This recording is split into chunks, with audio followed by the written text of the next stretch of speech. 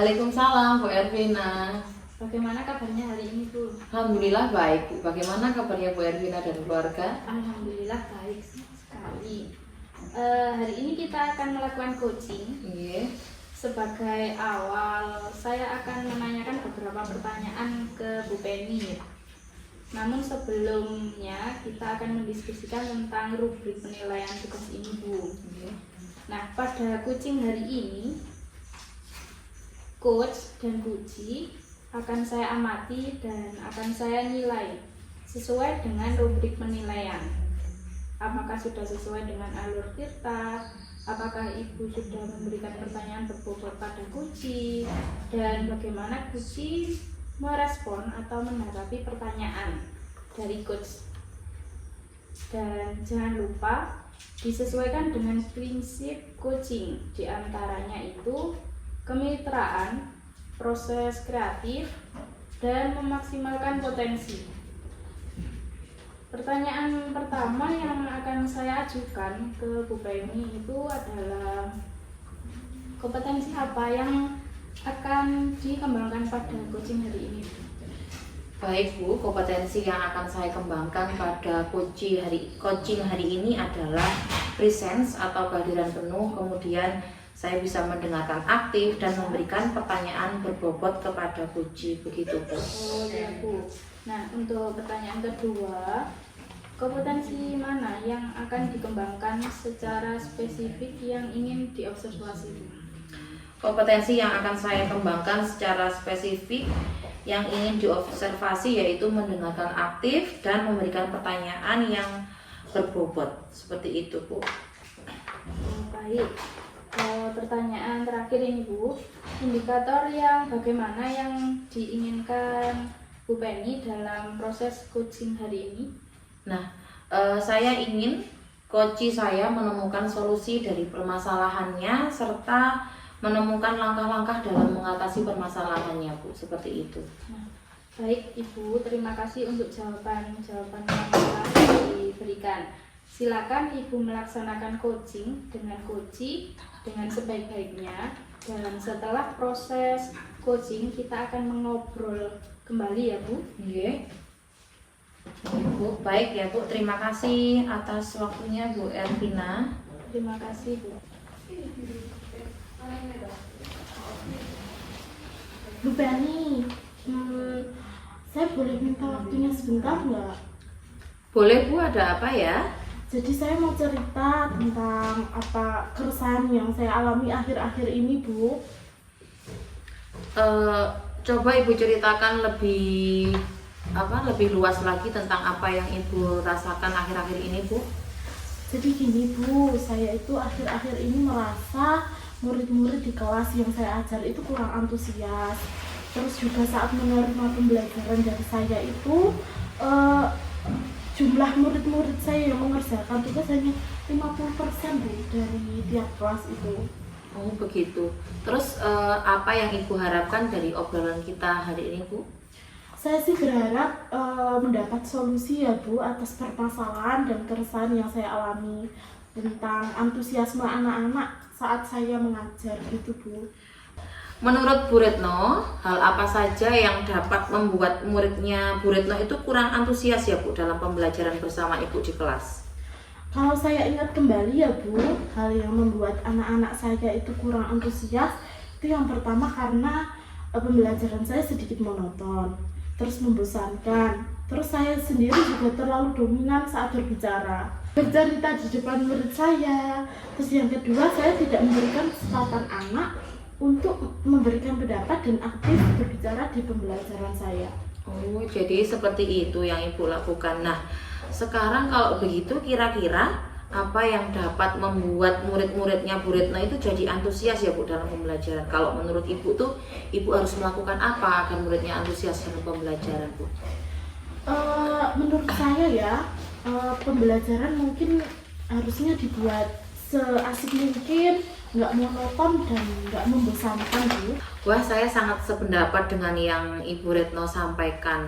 Lalu menurut pendapat Ibu, apa saja yang bisa membuat murid-murid asik dan tidak bosan saat pembelajaran ya, Bu?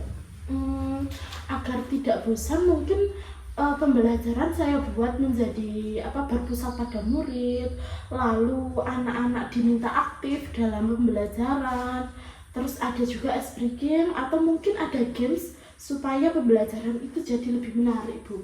Iya, kedengarannya sangat menarik, Bu. Lalu mengenai tugas yang diberikan kepada murid-murid, apakah penyebabnya sehingga kurang antusias dalam mengumpulkan tugas ya, Bu? Kemungkinan karena tugas saya itu terlalu banyak pertanyaan ya, Bu. Soalnya itu banyak gitu. Terus tanpa saya berikan sumber belajar yang beragam dan mengasihkan, Bu. Oh, kalau boleh saya tahu sumber belajar apa yang Ibu gunakan pada saat pembelajaran di kelas? Saya tuh biasanya cuma pakai buku, Bu, di perpustakaan gitu loh, Bu. Adakah sumber lain untuk belajar selain buku teks, Bu?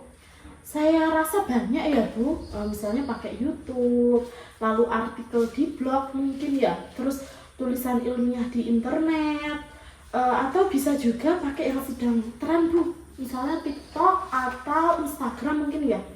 Nah, betul sekali Bu Retno. Saya yakin sekali bila Ibu bisa menggunakan berbagai macam sumber belajar, pasti membuat murid-murid antusias dalam pembelajaran. Jadi, sekarang apa rencana Ibu untuk menyelesaikan masalah ini, Bu? Kalau menurut saya ya, Bu, untuk yang bisa saya lakukan, yang pertama itu membuat pembelajaran yang mengasihkan dengan menggunakan sumber belajar yang bervariasi, misalnya video YouTube, TikTok. Lalu yang kedua saya memberikan tugas yang tidak terlalu banyak dan juga bentuk tugasnya itu sesuai dengan minat dan bakat anak-anak. Jadi pembelajaran saya berdiferensiasi sehingga murid tidak terkesan dipaksa, tetapi mereka memang senang mengerjakan tugasnya. Misalnya menggunakan bentuk drama kah, atau lagu, puisi, pantun, atau laporan digital. Bagus sekali ya rencana Ibu, mudah-mudahan berhasil, Bu. Kira-kira kapan Ibu akan melaksanakan rencana pembelajaran yang mengasihkan bagi murid-murid Ibu? Saya harap sih secepatnya ya, Bu. Minggu depan saya mau berusaha sudah mulai melaksanakan rencana pembelajaran yang tepat. Baik, berarti minggu depan Bu Retno sudah mulai melaksanakan rencana pembelajaran yang ingin Ibu buat ya. Apa komitmen Ibu terhadap rencana Ibu ini? Saya berkomitmen untuk membuat RPP pembelajaran yang mengasihkan, menggunakan sumber belajar yang banyak untuk mengeksplorasi materi sehingga murid-murid saya itu dapat menjalankan merdeka belajar, dan saya akan membuat murid-murid saya merasa senang dalam kegiatan eksplorasi materi tanpa ada unsur paksaan, dan akan saya serahkan pemilihan sumber belajar pada murid-murid saya. Wah, bagus sekali. Saya sangat mendukung. Mudah-mudahan semuanya berjalan dengan lancar sesuai dengan harapan ya, Bu. Baik, Bu, terima kasih ya Bu Penny untuk waktu sharingnya. Mudah-mudahan kita semua bisa menjadi guru yang selalu dirindukan oleh murid-murid kita semua ya.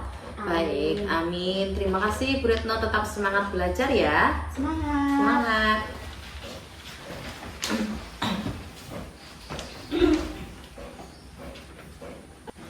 Alhamdulillah praktek kucingnya sudah selesai ya, Bu.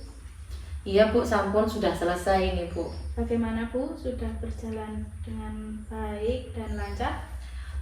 Alhamdulillah Bu, semuanya berjalan dengan lancar dan berjalan dengan baik Bu. Baik, setelah melaksanakan observasi bersama Koci tadi, ada sedikit pertanyaan kepada Bu Penny. Nggih Bu, monggo silahkan. Nah, pertanyaan pertama, apa saja yang sudah didapatkan pada saat coaching terkait dengan indikator ketercapaian yang diinginkan, Bu? Yang saya dapatkan pada saat coaching terkait dengan indikator ketercapaian, saya sudah melakukan dengan alur tirta Bu, yaitu dengan menanyakan tujuan, identifikasi, rencana aksi, dan tanggung jawab. Saya juga sudah menggali potensi kunci untuk menemukan solusi permasalahannya, Bu. Baik, Bu Penny, sudah berhasil melakukan proses coaching dengan alur tirta. Dari hasil pengamatan saya tadi, ada beberapa catatan. Bu Penny sudah berhasil menyampaikan sesuai dengan alur tirta, yaitu dengan menyampaikan sesuai dengan alur Tirta, yaitu menanyakan tujuan, mengidentifikasi masalah yang ada pada Koji, kemudian mengarahkan Koji untuk mencari rencana aksi apa yang akan dilakukan dan menemukan rasa tanggung jawab yang ada pada diri Koji agar rencana aksi yang akan dilakukannya dapat berjalan dengan baik. Saya tadi juga mendengar percakapan Bu Penny dengan Koji. Ibu sudah fokus dengan Koji, artinya Ibu Penny sudah ada present atau kehadiran penuh. Ibu sudah mendengarkan aktif dan tentunya Ibu sudah mengajukan pertanyaan-pertanyaan bobot sesuai dengan kata kunci yang disampaikan oleh Koji. Oke, alhamdulillah, terima kasih Bu Ervina. Sama-sama Bu Penny. Ini pertanyaan terakhir ya Bu. Oke. Untuk kedepannya, kompetensi apa yang ingin dikembangkan untuk proses coaching berikutnya Bu? Saya ingin mendalami alur Tirta lagi Bu, supaya coaching berikutnya bisa lebih baik lagi dari hari ini. Luar biasa Bu Penny, apa yang Ibu sudah berikan untuk proses coaching hari ini, mudah-mudahan kedepannya diberikan kemudahan, terus sukses kedepannya dalam kegiatan-kegiatan coaching berikutnya. Baik Bu Penny, terima kasih sudah melakukan sesi tanya jawab ini, sudah melakukan observasi menggunakan proses coaching dengan alur Tirta. Saya akhiri di sini nggih Bu. Oke. Terima kasih atas kesempatannya. Saya akhiri. Wassalamualaikum warahmatullahi wabarakatuh. Waalaikumsalam warahmatullahi wabarakatuh. Terima kasih Bu Ervina. Terima kasih Bu Penny. Oke.